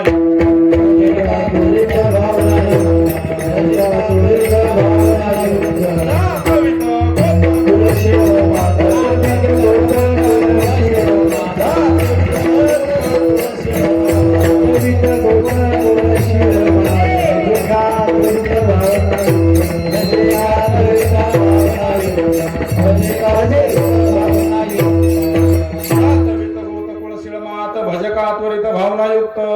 किंवा माऊली पुन्हा एका ठिकाणी म्हणतात सायास करीशी प्रपंच दिलेशी आणि हरीशी न भजशी कोणी गुणे.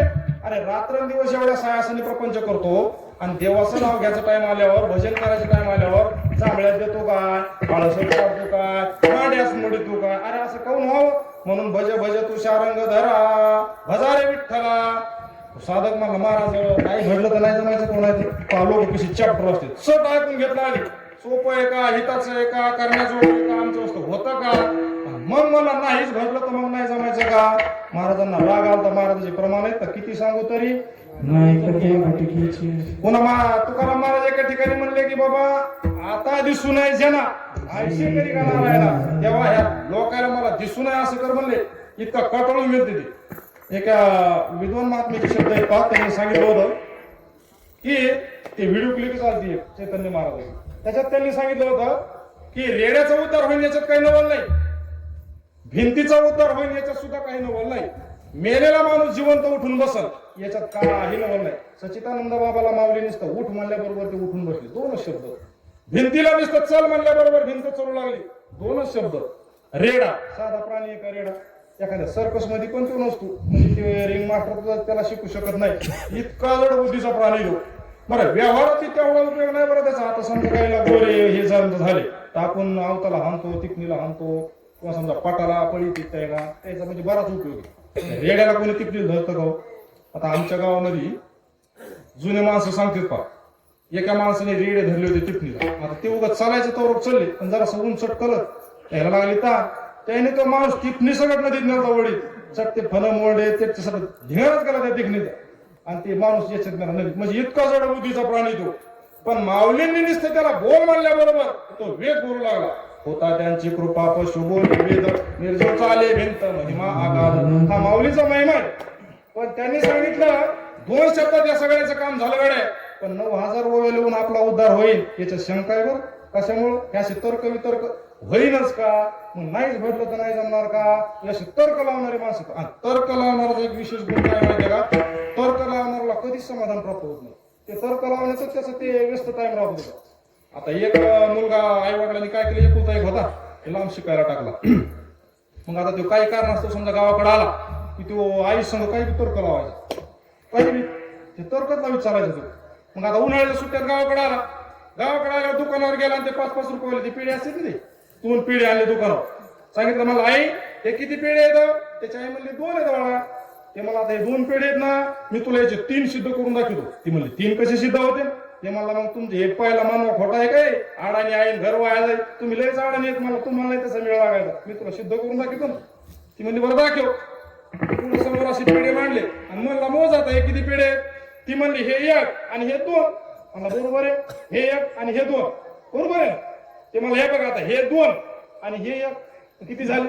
3. मग आता ती जरा आरबळली थोडी आता गावाकडली कळली म्हणल्यावर ती म्हणजे कसं काय झालं काय? ती म्हणजे नाही रे तसं कसं होईल हे 1 आणि हे 2. तर मग अरे बाबा हो ना हे 1 आणि हे 2 आहे ना. हे 2 आणि हे 1 3 झाले ना मला. आता मग ती बाब जरा थोडी गडबड झाली तिला. ते वडील आले बाबा. वडील आल्यावर मग ती म्हणली बाई बाळू लयच हुशार झाला. पाण्या 2 पेढे त्यांनी 3 सिद्ध करून दाखवले. मग त्याचे वडील म्हणले मला दाखव बरं कसं काय केलं तर.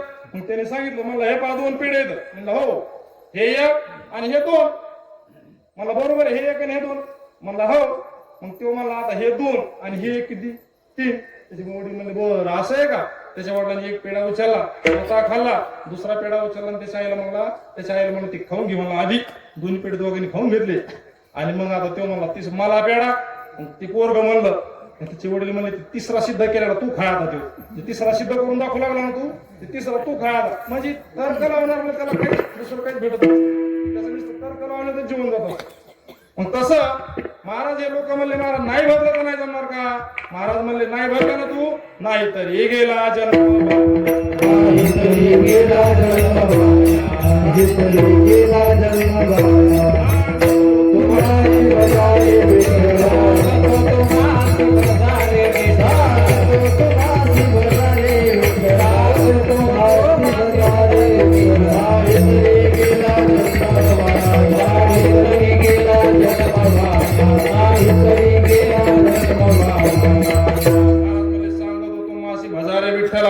नाही तरी गेला जन्म वाया. तू देवाला जर न भजता जीवन जगला ना तो जन्म व्यर्थ गेला वाया गेला याच्यासाठी सुद्धा भरपूर प्रमाण आहे बरं का. महाराज म्हणतात या धनाचा न जरी विश्वास जैशी तरोवर छाया यातायातीन चुकी तरी हे भोगशील काया. या हरिभजने तुझे जन्म जाती वाया. या लागी तू वैकुंठनाथाच्या चिंती पारे पाया. नमो भगवते वासुदेवाया. या हरिभजने विन तुझे जन्म जाते वाया. कबीरदास महाराज म्हणतात तुझे अल्लाह ने पैदा किया है उनके फल को तू पाया है. नाम नहीं जाने सेवा नहीं जाने मुफ्त जन्म गमाया. राम भजो तुम श्याम भजो तुम भवजल पार करे भवजल पार करे. राम भजो तुम श्याम भजो तुम. जन्म तुमचं भजन करता नाही जर समजा भजन केलं तर जन्म तुमचा वाया गेला म्हणजे बघा आता जी वस्तू ज्या कामासाठी आणली त्याच कामासाठी जर वापरली तर तिची उपयोग झाली. दुसऱ्याच कामासाठी वापरली तर ती वाया गेली. कोणतं उदाहरण घ्या तुम्ही. समजा आता एखाद्या घरामध्ये दूध आहे. दुधाचा उपयोग काय? वासराने पिलं तरी त्याचा उपयोगच आहे. बरं घरी लेकरा बाळाला पाजलं तरी उपयोगच आहे. दष्टपुष्ट होते निरोगी राहते उपयोगच आहे. बरं डेअरीला दिलं तरी उपयोगच आहे त्याचा. 2-4 पैशाचा हातभार संसाराला लागेल उपयोगच आहे. बरं समजा त्याला वेचून त्याचा तूप केलं तर उपयोगाची त्याची निरंजनी देवा पुढे लावता येईल त्या तुपाची उपयोगाची. बरं समजा काहीच नाही केलं एखाद्या वारकऱ्याला तर भर प्याला दिली एकादशीच्या दिवशी तर परोपकार पुण्य मिळून तेवढं ते तरी पुण्यच आहे. एका महिलेने तसं काहीच केलं नाही. दुधाचं बघून जे असं चुलीवर ढोलं असा जाळ गेला गेली वर्षा जर निकडे गप्पा राहिला. अशा गप्पा रंगल्या का नाही द्यायच्या? मला तर वाटतं यंदा सप्ताह सुटपर्यंत हो अशा गप्पा रंगल्या द्यायच्या संसारातल्या गप्पा. आणि ते दुधाला जाळवून द्यायला तिकडं आणि इकडे द्यायच्या गप्पा रंगल्या. आणि निघली का तुझ्या बहिणीची पोरगी वाहिली ती म्हणजे नाही निघली आज निघायचं आपण आपलं वाहिली. आता ह्या गप्पा तुम्हाला काय करायचं कशाला घर फोडायचे लोक पण त्याच्या गप्पा कशा राहिल्या. आता वास्तविक पाहता माणसाला सांगता येतं का की माणसाचं समजा शरीर कौरक आहे काय आहे.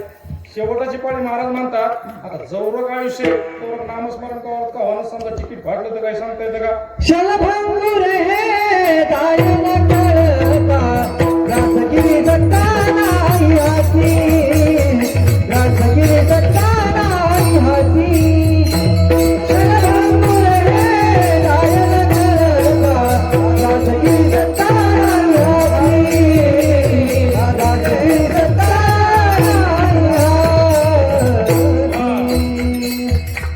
किंवा अल्पायुष्य मानव देह शतकरी ते अर्धरात्र काय सांगता येत नाही माणसाला कव्हानं तिकीट फाटवण्याचा काही भरोसा नाही.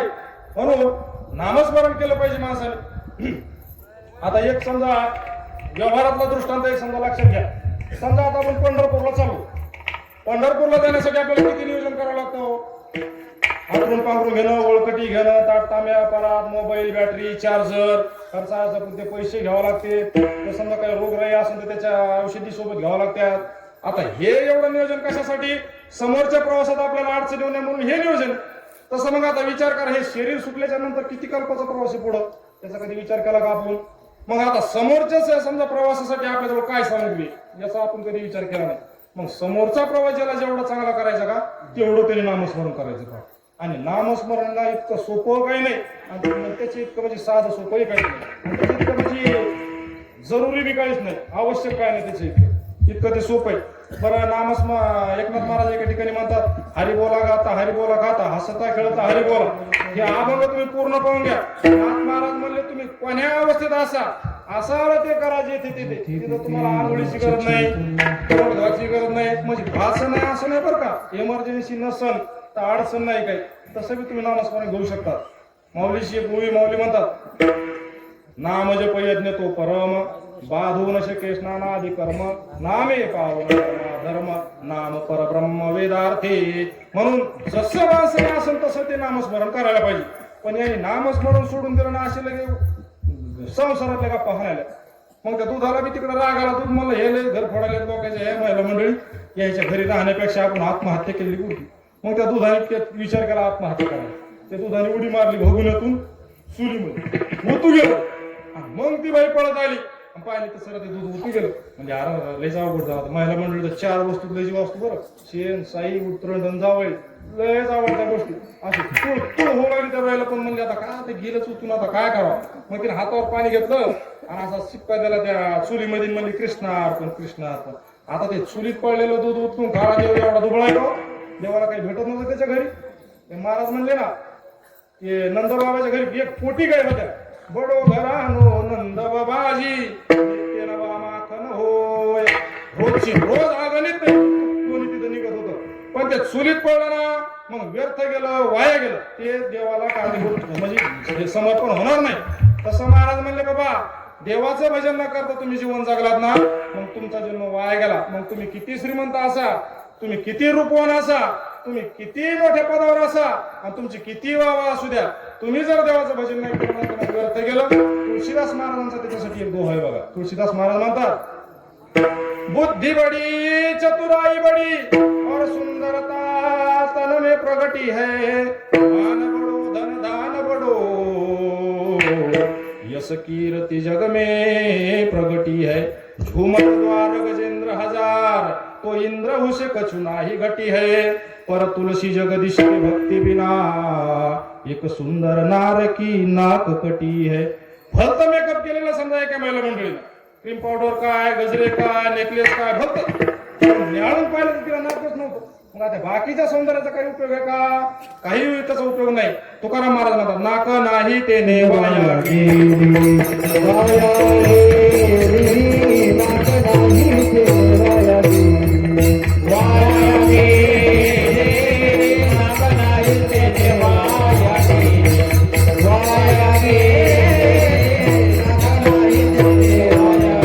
करावी बच्ची लक्षणे नाक नाही ते वाया गेली नाक नाही ते वाया गेली काय करावी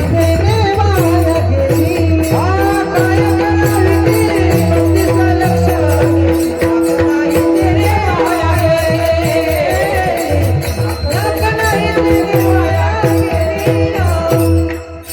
महाराज म्हणतात काय करावी ती 32 लक्षणे नाक नाही ते नेवाया गेली. म्हणून भजा रे विठ्ठला. तसं तुम्ही जर देवाचं भजन नाही केलं ना तर तुमचा जन्म वाया गेला, व्यर्थ गेला. मग तो साधक म्हणला महाराज भजन केल्यावर काय होईल?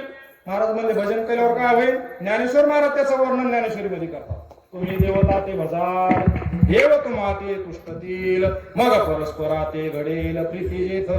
तुम्ही देवाचं भजन केलं ना देवातून तुमच्या प्रीती निर्माण होईल. बरं मग काय होईल? तुम्ही जे जे करू म्हणाल ते ते अपयशे सिद्धी जाईल. पुढे वांछित हे उरील मानसीचे. तुम्ही जसं म्हणाल तसं होईल. मग तुम्ही जर म्हणले नाही एखाद्याला अष्टपुत्र सौभाग्य होती भाऊ तसं म्हणलं की तसंच होणार. तुम्ही जर म्हणले नाही एखाद्याचा समजा की अकल्याण हो तर त्याचं लगे अकल्याण होणारच. त्याच्यात कधी शंका नाही. समजा साधू तसं करीतच नाही पण तशी ते सामर्थ्य नामस्मरणाचं तसं होईल. आता पूर्वी महिला मंडळी समजा पहिल्या काळात होतं ते आता तसं म्हणजे कोणी हे नाही. पूर्वी महिला मंडळी पहा सरपणाहून म्हणा गावरीहून म्हणा एकूण केल्याशिवाय सरप द्यायचे. तो वाटोळच होऊ त्या घरावर नांगरच फिरू फलानाच होऊ बिस्ताराच होऊ असं समजा म्हणतात. आता खरंच याच्या म्हणण्याप्रमाणे होत होतं गाव. आणि असं जर झालं असतं तर आपल्या भारत सरकारने आता हे समजा एवढं युद्ध सुरू आहे अशा 2-4 महिला मंडळी तिथे नियुक्त केल्या असते ना बाई मनावर ह्या देशाचं वाटोळ झालं. वाटोळ काय करायचं काम आहे? म्हणजे असं एवढा मोठा खर्च करून ते अनुबंध तयार करायची काही गरज होती का? तसं काही नव्हतं. पण तसं काही होत नाही. शास्त्रकार सांगतात तुझा शाप आहे कलियुग आहे. कलियुगामध्ये कोणाचा शापही खरा होत नाही आणि कोणाचा आशीर्वादही खरा होत नाही. कशामुळे होत नाही? जीवा दगदा परा अन्नेन असतो दगदा परिग्रह. अरे दुसऱ्याचं अन्न खाऊन खाऊन ज्याची जीभ दग्ध झालेली आहे खोटं बोलू बोलू शिवीगाळ करू करू निंदा करू करू वाचीचं तर भ्रष्ट झालेलं आहे. त्याचा आशीर्वादही खरा होणार नाही आणि शापही खरा होणार नाही. पण तुम्ही जर देवता ते भजाल ना मग वाचा सिद्धी पावाल आज्ञापक व्हाल. ज्ञानेश्वर महाराज म्हणतात एक ओवी बघा जैसे ऋतुपतीचे द्वार वनश्री निरंतर ओळगे फळ बारला वन्यशी. ज्ञानेश्वर महाराज म्हणतात हा वसंत ऋतू वसंत ऋतूच्या आगमनाला ही संपूर्ण वनश्री आपल्या फळा फुलांचा बहर करून जसं त्या वसंत ऋतूच्या दारात त्याच्या आगमनासाठी हात जोडून उभी राहते का तसं या संपूर्ण अष्टमहासिद्धी तुमच्या दारातून हात जोडून उभा राहतील.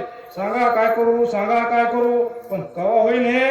जर तुम्ही देवता ते भाजा देवाला भजले ना तेव्हा हे होईल. मग तो साध एक जण म्हणला महाराज वस्तू म्हणला मी देवाला पण एक काम केलं तर जमून गाव. महाराज म्हणजे कोणतं? जरा असं म्हणले एकदा संसाराचं बसताना बसलं का नाही मग देव आहे मी आहे म्हणा. मग तुम्ही काही सांगा 4 महिने चातुर्मास सांगा नाही तर मग एखाद्या हिमालय पर्वतात जातो सांगा तुम्ही काही सांगा फक्त एकदा थोडं संसाराची गाडी येऊ द्या मला जशी पटरीवर जमन का असं? महाराज म्हणजे तसं अजिबात जमणार नाही. अरे म्हणले संसाराचं बसताना जर रावणासारख्याला नाही बसिता आलं तर ते आपल्याला बसिता येईल का? रावण साधा रावण स्वतः गाव ज्याच्या श्रीमंतीचं वर्णन जगत गुरु श्री संत तुकाराम महाराजांनी गाथ्यात केलं तो माणूस सारा श्रीमंत असेल का?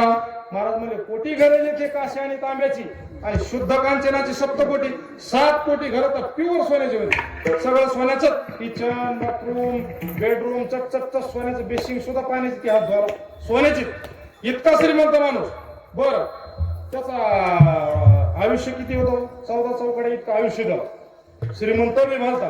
बरं त्याचा रुबाब बी लय होता. बरं कोणत्या तरी महाराजांनी सांगितलं होतं की रावणाचा एवढा रुबाब होता की रावण जर चैत्र महिन्यात असं उन्हाच्या पाण्यात बाहेर आला ना तर सूर्याचे ते तीक्ष्ण किरण त्याच्या अंगावर टाकीतच नव्हता. एकदम कोमल अशी शीतल सकाळच्याच किरणासाठी किरण त्याच्या अंगावर म्हणजे इतका त्याचा दरार होता. 33 कोटी देव होतं त्याने असे पायाखाली टाकले होते त्याच्या पाय लिहून वर जात होता. एवढा त्याचा रुबाब. म्हणजे ते रुबाब आपल्यासारखा होता का?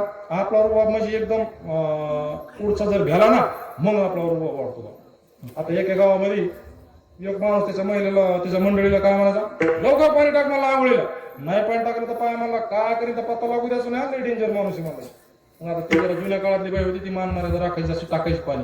दुसऱ्या दिवशी तसं तिसऱ्या दिवशी तसं.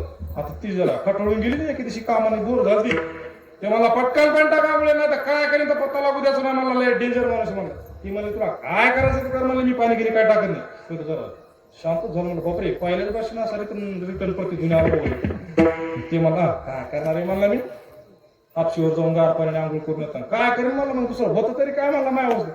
मग गेला हापशीवर आंघोळ करून आला. एका माणसाने म्हणला एक माणूस मला म्हणलं भेटा राव तुम्ही घरच्याला भेट नाही म्हणला मी जसं घाबरलोय म्हणला मी नाही तर भेटतो कोण म्हणला असा रोग होता का रावणाचा असा रुबाब नव्हता. महाराज म्हणले बघ मग आता अरे एवढा श्रीमंत रावण एवढा त्याचा रुबाब एवढं त्याचं आयुष्य पण त्याला सुद्धा संसाराचं बस्तान बशीत आलं नाही. सांगा ते कवडी गेली धावे कवडी गेली धावे कामने जाची सत्तादाने वाढे कामने जाची संपदाय वाढे कामने जाची संपदाय वाढे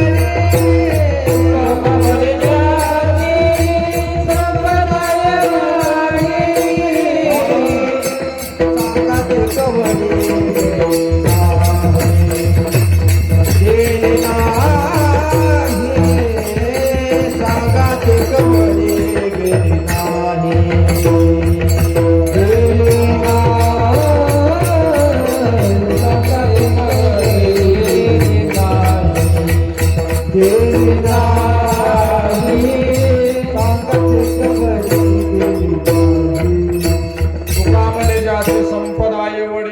सांगा ते कवडी गेली नाही. महाराज म्हणले बाबा अरे एवढ्या मोठ्या माणसाला जर समजा संसाराचं बस्तान बसिता नाही आलं ते तुझ्यासारख्याला बसिता येईल का. महाराज म्हणले कसं होईल सांगू का तुला भले भले गेले पायी पायी फकीर म्हण तू टट्टू नाही अशी गत होईल म्हणले बा.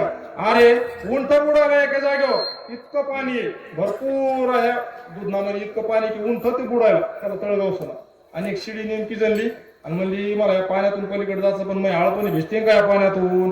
एक माणूस मला बाई त्या उंटाकडे पाहून अंदाज लाव तुला ते आळपणी भिजते का. तसं महाराज म्हणले त्या रावणाकडे पाहून तू अंदाज लाव तुला संसाराचं बस्तान बसिता येईल का. अरे कदापि ते शक्य नाही. जेवढा तू संसाराच्या ठिकाणी बरोबरी करशील ना तेवढा ईश्वर चरणापासून दूर जाशील आणि एके दिवशी या भाऊ नदीमधून वाहून जाशील.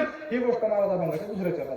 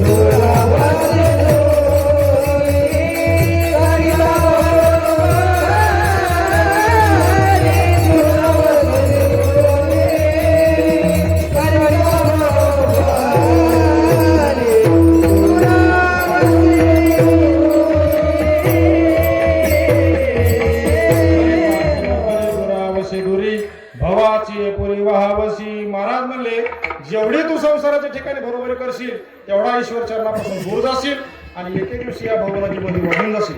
जे अनंत लोक वाहत गेले ना, कोण कोण गेले, आजा मेला, पंजा मेला, बापू मसना मेला, ही सगळी यादीच पाहून घ्या.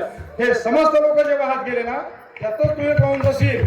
म्हणून मग तो साधक मला बरं महाराज ठीक आहे, माझ्या आता लक्षात आलं की देवालाच भजलं पाहिजे, पण देवाला भजण्यासाठी अशी एखादी महत्वाची गोष्ट सांगा मला, देवाला काय आवडतं. महाराज ती म्हणले देवाला काहीच आवडत नाही. काय आवडतं ते महाराज अभंगाच्या शेवटच्या चरणात सांगा. काही न लगे भावाची कारण, काही न लगे भावाची कारण, काही न लगे भावाची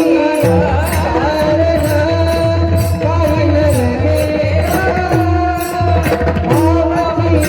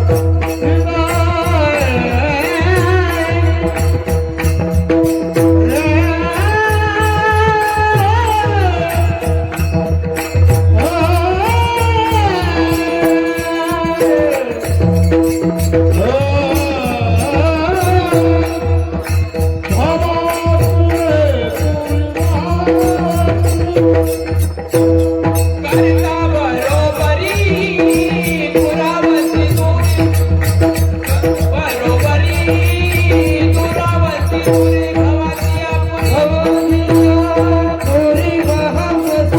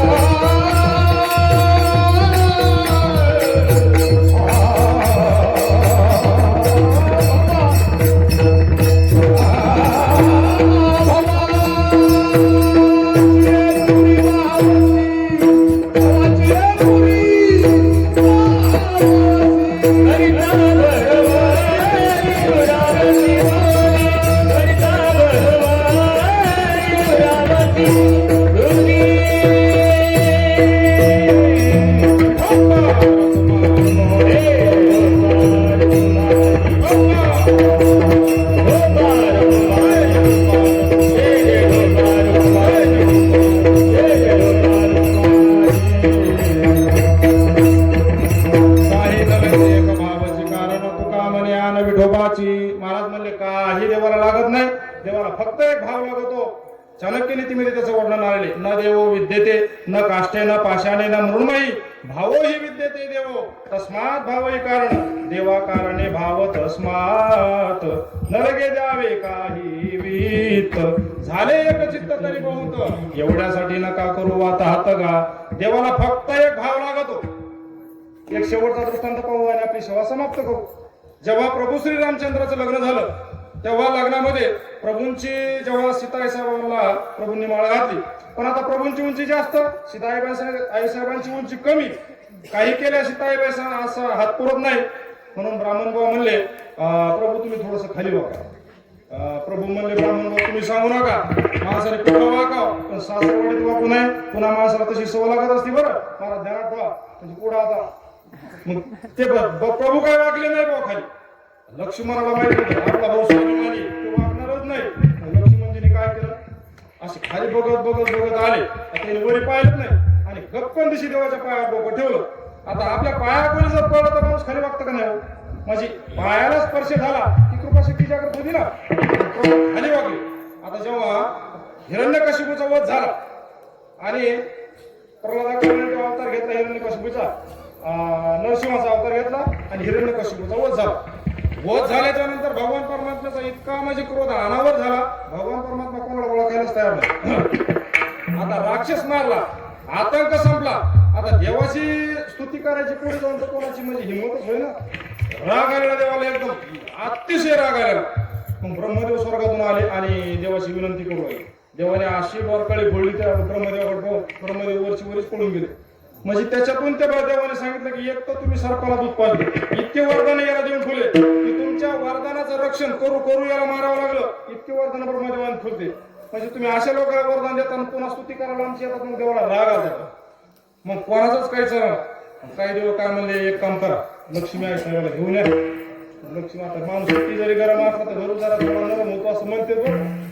ते म्हणले आणा मग लक्ष्मी आई साहेब. दोघं तिघ जण गेले देव. लक्ष्मी आई साहेबाला म्हणले आई साहेब तुम्हाला यावंच लागतं. तिथं हिरण्यकशिपूचा वध झाला आणि देव काय कोणाला ओळखायला तयार नाही. त्यांना खूपच राग आलेला. लक्ष्मी आई साहेब म्हणल्या आमच्या देवाला आणि राग ही गोष्ट शक्यच नाही. शांताकार भुजगशयन पद्मनाभं सुरेशम. त्यांना खूप त्यांचा स्वभाव शांत आहे, त्यांना राग येत नाही. देव म्हणले बाबा आलेला आहे, आम्हाला अशी शंका आली ती तुम्हाला बी ओळखीत का नाही काय माहित. म्हणले नाही ना असं होणारच नाही. आरतीचं ताट सजवलं आणि अशी आरती ओवाळायला वर अशी आरती केली. देवाने अशी डरकळी फोडली, त्या हातातलं ताट पडलं आणि लक्ष्मी आई साहेबाच्या पळूनच गेले तिथून. लक्ष्मी आई साहेब म्हणले बाई आज ते न्यार झाले. देव म्हणले न्यार नाही झालं, ते आमचंच खरं झालं. आम्हाला वाटून लागला ते तुम्हाला बी ओळखीत नाहीत म्हणून. मग आता सगळ्याचा इलाज कुठलं म्हणले आता कायच करावं. काही जण म्हणले बघ प्रल्हादामुळे ते अवतार घेतलेला आहे ना, आता प्रल्हादाला सांगा त्या आकाराने कसं शांत करायचं तर कर. मग काही दिवस प्रल्हादाकडे गेले आणि म्हणले सांगितलं की बाबा ते तुझ्यामुळे अवतार घेतलेला आहे, आता तू या देवाला कसं शांत करायचं तर कर. बस निस्ती सूचना भेटल्या बरोबर प्रल्हाद निघाले आणि प्रल्हादाने वरी काहीच पाहिलं नाही. देवाला राग आलेला आहे का सिंहाचं मुंडक आहे का देव कोणिष्ठ आहे, जेच गेले की गप्पन देवाच्या पायावर डोकं ठेवलं.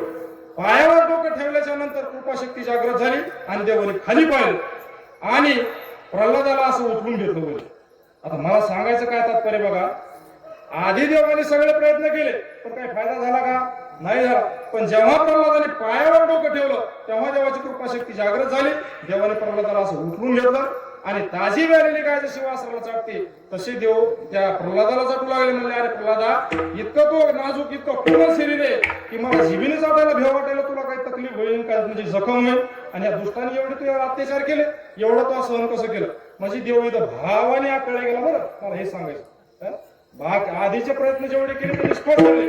जेव्हा भाव देवाला अर्पण केला प्रल्हादाने तेव्हा देव आकळले गेले. आता जेव्हा सत्यभामा दान करी, सत्यभामाने भगवान परमात्म्याला दान केलं आणि भगवान परमात्म्याच्या डोक्यावर नारदाने पादुका दिल्या आणि देवाला चालले. पण आता बाकीच्या ज्या 16,000 चाट होत्या त्या म्हणल्या ते काही इच्छा नाही, आमचा बी हक्क आहे. तिने जरी दान केलं तर नारदा तुम्ही काय करायचं काहीतरी मधला मार्ग काढा एखादा. आणि मग नारद म्हणले मधला मार्ग आहे कोणता, या देवाच्या वदनाबरोबर जर सोनं तुम्ही दिलं तुम्ही देवाला सोडू शकतो. सत्यभामा म्हणले देवाच्या वदना बरोबर नाही, त्याच्या वादाच्या दुप्पट सोनं देते ना तुम्हाला मी. त्याच्या वडिलांनी कोणता तरी एक मणी दिला होता त्याला, ते रोज कितीतरी सोनं द्यायचा पा कितीतरी भार लय सोनं होते जो. देवाला एका तरुणात बसिलं आणि एका तारात ते सोनं आणून टाकायचं. सगळ्या द्वारकेचं सोनं संपलं, ते पात्र उचललं तर नाही पण असं जागचं हल्लं पण नाही देवाचं पारलं ते जसं तसं. आणि मग आता समजायचा विलासच संपला. आणि मग रुक्मिणी आई साहेबाला समजेने विनंती केली, रुक्मिणी तुम्ही स्वस्त कशा बसल्या उठा की चला. रुक्मिणी आई साहेब आल्या आणि रुक्मिणी आई साहेबांनी सगळं सोनं काढून टाकलं आणि एकच तुळशीचं पान अर्पण केलं. मग काय झालं, हा वदे कोणी रुक्मिणीचा एक म्हणे जनार्दनाचा उठा की चला. रुक्मिणीचा भाव पाहून त्या देवाचं पारडं एकदम असं बरोबर झालं. म्हणजे आधी इतकं सोनं टाकलं तरी पारडा हल्लं पण नाही आणि एक तुळशीची मंजूर टाकली बरोबर ते पारडा असं बरोबर आलं. सत्यभामाने देवा मला काय माहिती एवढे तुला तुळशी आवडतात म्हणून सगळ्या तुळशीचा निधी टाकल्या असतात ह्या पारड्यामध्ये. देव म्हणले सत्यभामे आख्या तुळशी बघा मला फक्त एकच तुळशीची मंजूर पाहिजे पण त्याच्यात भाव पाहिजे. तसं लक्ष्मणजी आले आणि गप्पन देवाच्या पायावर डोकं ठेवल्याबरोबर देवाचे खाली वागले. खाली वागल्याबरोबर लक्ष्मणाने सांगितलं की वहिनी आता पटकन माळ घाला आणि सीताई साहेबांनी माळ घातली. लोक म्हणून आता वागला का नाही भावापुढं, भावापुढे म्हणजे सख्या भावापुढे नाही, भावापुढे म्हणजे भक्ती भावापुढे. म्हणून तुकाराम महाराज म्हणतात की काही गेली एका भावाची कारण झालेली कीर्तनाची सेवा माऊलींच्या चरणी समर्पित करून तुम्हाला सर्व श्रोते बाळाबापांच्या चरणी समर्पित करून गायक वादक संशिष्टम सर्वांच्या महाराज आता महाराजांचं भजन होणार आहे. सर्वांच्या चरणी सेवा समर्पित करून या ठिकाणी सेवेला पूर्णविराम देतो. आता उद्यापासून एक आपल्या शिरूरला खूप मोठा एक उत्सव सोहळा होणार आहे बघा. आज त्याची भव्य मिरवणूक झालेली आहे. कीर्तन ज्ञानेश्वरी पारायण सोहळा ते लयच आवडवे कार्यक्रम ते म्हणजे वर्णनच करता येत नाही. 750 पताका, 750 ज्ञानेश्वर महाराज ज्ञानेश्वर महाराज नावाची माणसं, 750 ज्ञानेश्वरी नावाच्या मुली, 750 फेटेवाले, 750 पाखोजावाले, 750 विण्यावाले, म्हणजे ते आवडवेच कार्यक्रम आहे सगळा. आणि उद्यापासून त्याची सुरुवात आहे. आता तुमचा आम्ही सप्ताह आताच आहे पण ते 2 सत्रामध्ये कीर्तन आहे, सकाळचं सत्र आणि संध्याकाळचं सत्र. ज्याला शक्य झालं त्यांनी कमीत कमी पाहून तरी या एकदा, म्हणजे ते कार्यक्रम कसा होतो ना भविष्याचे. म्हणून त्या सुद्धा कार्यक्रमाचा सगळ्यांनी म्हणजे लाभ घ्यावा अशी सर्वांना विनंती. झालेली कीर्तन रूपी शिवा माऊलींच्या चरणी समर्पित करतो. महाराजांचा आता या ठिकाणी भजन होणार आहे. न्यूनते पुरते अधिकते सरते करुण घ्या पायाच्या प्रसादे काही बोललो विनोदे मज क्षमा करणे संती नो या युक्ती नो हा उपदेश तुमचे बडबडी शेष तुमच्या कृपेची पोषणे जन्मोजन्मी ज्ञानेश्वर